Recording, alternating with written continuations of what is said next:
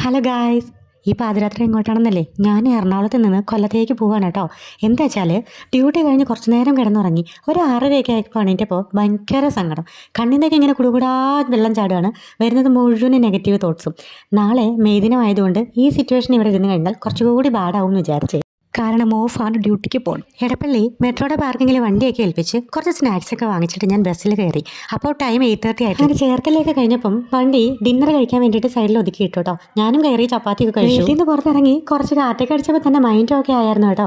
പക്ഷേ ഇതുപോലെയൊക്കെ പെട്ടെന്ന് സങ്കടം വരുമ്പം എനിക്ക് വീട്ടിലോട്ട് പോകാൻ ഇങ്ങനെ തോന്നും കേട്ടോ. ഞാനങ്ങനെ വിളിച്ചിട്ട് പറയും ഞാൻ ദേ വെജാണെന്ന്.